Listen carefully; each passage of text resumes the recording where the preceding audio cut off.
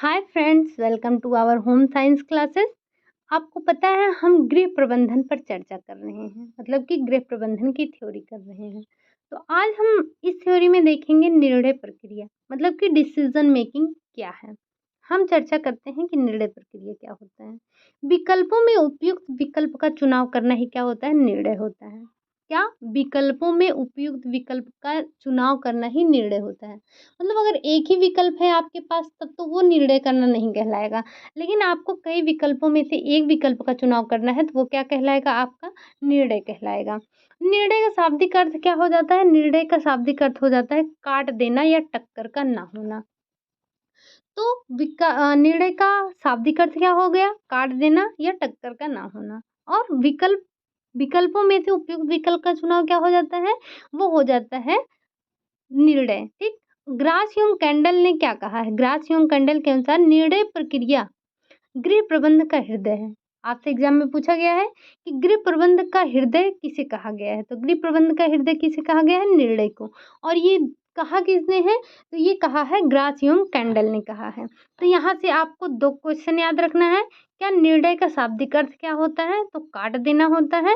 और इसको मतलब गृह प्रबंध को हृदय किसने कहा है, मतलब हृदय किसे कहा जाता है? गृह प्रबंध का हृदय, तो वो निर्णय प्रक्रिया को कहा जाता है। और किसने कहा है? तो ग्रासिम कैंडल ने कहा है। आगे बढ़ते हैं। निर्णय निर्णय क्या है? प्रबंधन का मूल है, प्रबंधन का केंद्र है, प्रबंधन की आत्मा है। क्या? निर्णय निर्णय प्रबंधन का मूल, केंद्र और आत्मा होता है। ये भी आपको याद रखना है कि प्रबंधन का मूल क्या है? तो निर्णय है। प्रबंधन का केंद्र क्या है? तो वो भी निर्णय है। प्रबंधन की आत्मा क्या है? तो वो भी निर्णय है। और एक ब्रिटेन नाम के वैज्ञानिक हैं। इन्होंने ब्रिटेन ने कहा है कि निर्णय प्रबंधन की सबसे छोटी इकाई है। सब निर्णय प्रबंधन की सबसे छोटी इकाई है। तो प्रबंधन की सबसे छोटी इकाई क्या है? निर्णय है। ये आपको याद रखना है। आगे देखते हैं कि डकर के अनुसार क्या है? इन्होंने कहा है निर्णय लेने अर्थात विचार करना, निर्णय लेना अर्थात विचार करना है या विकल्पों के मध्य चुनाव की क्रिया है। इसमें करीब करीब सही और संभवतः गलत के मध्य चुनाव किया जाता है। इस प्रकार निर्णय प्रक्रिया के दो विधियों के मध्य ज्ञात किया जाता है कि कौन सी विधि अन्य विधियों की अपेक्षा करीब करीब सही सिद्ध हो सकती है। मतलब सही और गलत के बीच हमें करीब करीब सही और संभवतः गलत के बीच चुनाव करना होता है। और जो चुनाव करना होता है वो देखना होता है करीब करीब जो सही सिद्ध हो उसी का चुनाव करना होता है। निर्णय की विशेषता क्या है? निर्णयों की श्रृंखला होती है। मतलब एक निर्णय खत्म हुआ, हमने दूसरा निर्णय लिया, एक दूसरा निर्णय खत्म हुआ, हमने तीसरा निर्णय लिया। तो निर्णय प्रक्रिया जो है वो निरंतर चलती रहती है। आगे दिया भी गया है कि निर्णय की एक श्रृंखला होती है, निर्णय प्रक्रिया निरंतर चलने लगती है। मतलब छोटे छोटे निर्णय लेना, बड़े बड़े निर्णय बड़े और छोटे हो सकते हैं लेकिन निर्णय निरंतर चलने वाले होते हैं। मानसिक प्रक्रिया है। निर्णय जो होता है वो क्या होता है? वो मानसिक प्रक्रिया होता है, समय पर आधारित होता है। समय के हिसाब से हम निर्णय लेते हैं, जैसा समय होता है हम उसी हिसाब से निर्णय लेते हैं। प्रबंधन के हर स्तर पर की जाती है। मतलब निर्णय प्रक्रिया प्रबंधन के हर स्तर पर किया जाता है। प्रबंधन के हर स्तर पर किए जाने वाला प्रक्रिया कौन सी है? वो है निर्णय। ठीक। आगे देखते हैं निर्णय को प्रभावित करने वाले कारक कौन-कौन से हैं? ये हो जाता है आपके लिए यहाँ से भी इम्पोर्टेंट हो जाता है। तो निर्णय की स्थिर प्रकृति क्या होती है? जैसे निर्णयों की स्थिर प्रकृति निर्णय लेने की क्रिया को प्रभावित करता है। यदि कोई व्यक्ति हमेशा किसी संगीत श्रृंखला के टिकट खरीदता है, तो इसका अर्थ है इसके इस निर्णय को दोहराने की बहुत अधिक प्रवृत्ति है। अगर कोई बार-बार जो है संगीत में जाने वाला टिकट लेता है, तो ये संभावना हो जाती है कि वह जो है इस प्रक्रिया को दोहराएगा। इस निर्णय में बदलना बहुत कठिन होता है। ठीक? अगला होता है निर्णयों में अंतर संबंध। ठीक? तो निर्णय बड़े और छोटे दोनों प्रकार के हो सकते हैं। बड़े निर्णय कई निर्णयों पर विशेषकर भविष्य के निर्णय पर प्रभाव डालते हैं। इसका एक स्पष्ट उदाहरण क्या हो सकता है? जैसे व्यवसाय को चुनना। इसी प्रकार कई निर्णय अपने छोटे निर्णयों पर प्रभाव डालते हैं। ठीक? आगे होता है समय पर प्रभाव। समय के प्रभाव में भूतकालीन और भविष्य दोनों निर्णय पर अपना-अपना प्रभाव डालते हैं। मतलब जो आज आप निर्णय ले रहे हैं, वो आपके भूतकाल पर और भविष्यकाल पर प्रभाव डालते हैं। समय पर प्रभाव भिन्न-भिन्न संस्कृतियों में भिन्न-भिन्न सामाजिक वर्ग, व्यक्तिगत भिन्नताओं और आयु में भिन्न-भिन्न प्रभाव डालते हैं। सबका प्रभाव अलग-अलग होता है। मूल्य मूल्य प्रत्येक व्यक्ति के अपने कुछ मूल्य होते हैं। यह मूल्य निर्णय को प्रभावित करता है। जैसे ग्राशा और कैंडल ने कहा भी है कि आपको ये डेफिनेशन नहीं याद रखना है, फिर भी एक बार इनकी बात तो सुन ही लेते हैं कि निर्णयों की पृष्ठभूमि में जीवन मूल्य उत्प्रेरक का कार्य करते हैं और साथ ही साथ निर्णय मूल्यों की क्रियान्वित करते हैं। क्या करते हैं? क्रियान्वित करते हैं। हम इसको सरल शब्द में कैसे समझ सकते हैं कि व्यक्ति के जो मूल्य होते हैं, उन्हीं के आधार पर वह निर्णय लेता है। मूल्य अच्छे हैं तो अच्छे निर्णय होंगे, बुरे हैं तो बुरे निर्णय होंगे। साथ ही वे ये निर्णय भी व्यक्ति के मूल्यों को क्रियान्वित करते हैं बस। ज्ञान क्या होता है? तो ज्ञान निर्णय लेने की क्रिया उपलब्ध ज्ञान की मात्रा में भी प्रभावित होती है। मतलब आपके पास ज्ञान कैसा है, आप जैसा ज्ञान होगा आप उसी के हिसाब से निर्णय लेंगे। अगर आपके पास अच्छा ज्ञान है, आपको सब अच्छी चीज़ों की जानकारी है, तो आपका निर्णय भी अच्छा ही होगा। पारिवारिक साधन, परिवार में कौन से साधन हैं, आप उसके हिसाब से निर्णय लेंगे। परिवार के साधनों को ध्यान में रखते हुए आप निर्णय लेंगे। पारिवारिक सदस्यों की भूमिका और महत्वाकांक्षा। पारिवारिक सदस्यों की महत्वाकांक्षा और भूमिका क्या है? अधिकांश व्यक्तियों को जीवन की प्रक्रिया में कई विभिन्न भूमिकाएँ अदा करनी पड़ती हैं। पुरुष पिता हो सकता है, कॉर्पोरेशन का कार्यकर्ता हो सकता है, लाइसेंस क्लब का सदस्य हो सकता है, किसी भी क्रिकेट टीम का सदस्य हो सकता है, कुछ भी हो सकता है, माता हो सकती है तो उसकी माता जो है वो माता भी हो सकती है, स्कूल की शिक्षिका भी हो सकती है, कोई भी हो सकती है। तो जो निर्णय लेता है आदमी वो पारिवारिक सदस्यों की भूमिका और महत्वाकांक्षा भी उसको प्रभावित करती हैं।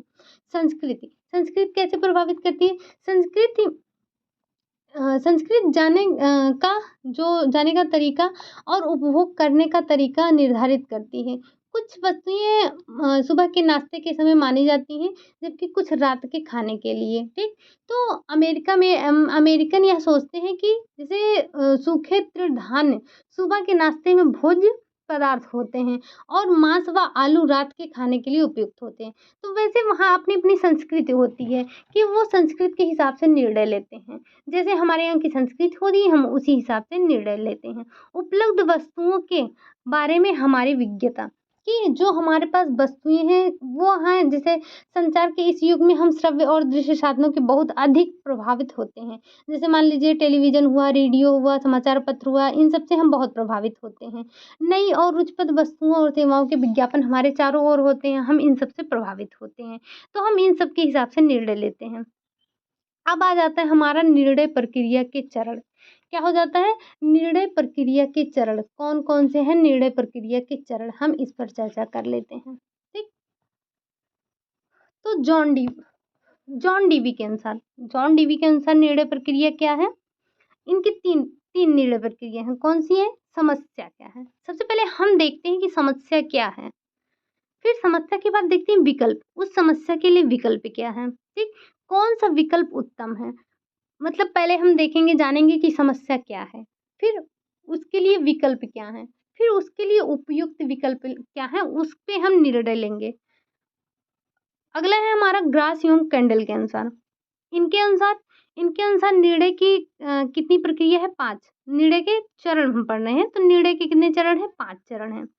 कौन-कौन से? ये आपको याद रखना है, जॉन डीवी का इन्होंने 3 बताया है, ये आपसे एग्ज़ाम में पूछा गया है। जॉन डीवी के अनुसार निर्णय के कितने चरण हैं? तो 3 चरण हैं। कौन सी? समस्या क्या है, विकल्प क्या है, उसका उपयुक्त विकल्प कौन-सा है।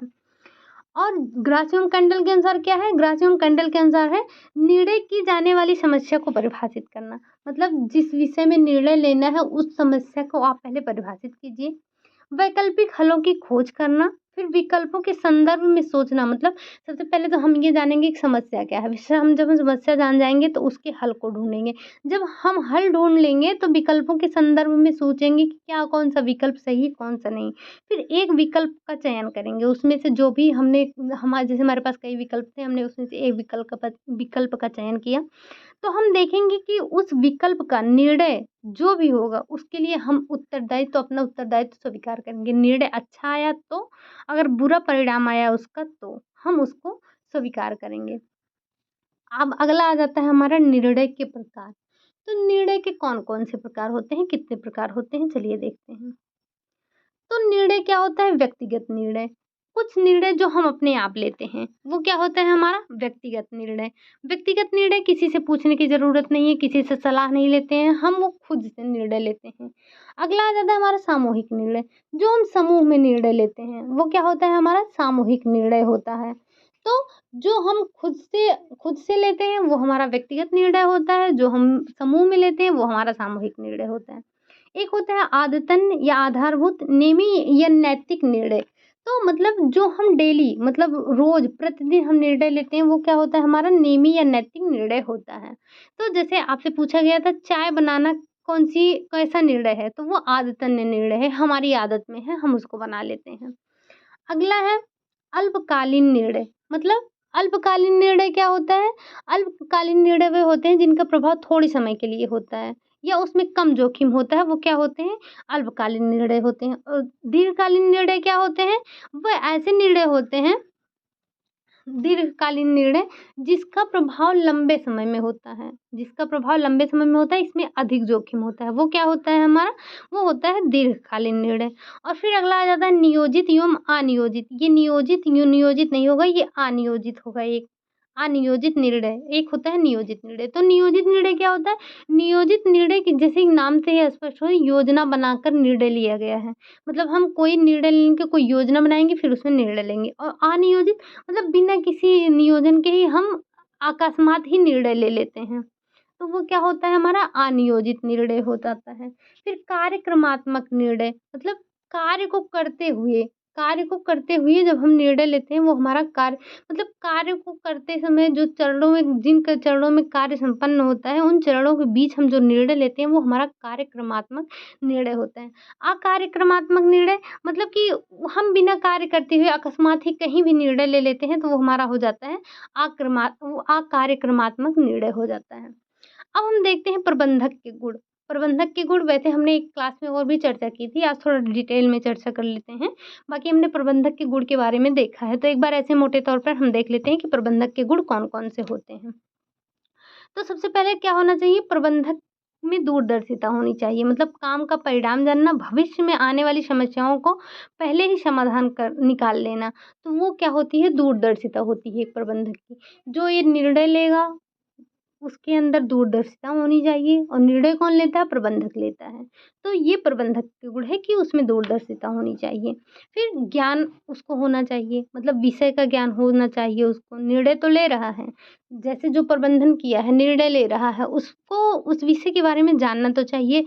संप्रेषण कौशल उसको आना चाहिए, अपनी बात को कहने का कौशल उसमें होना चाहिए। नेतृत्व की क्षमता उसके अंदर होनी चाहिए।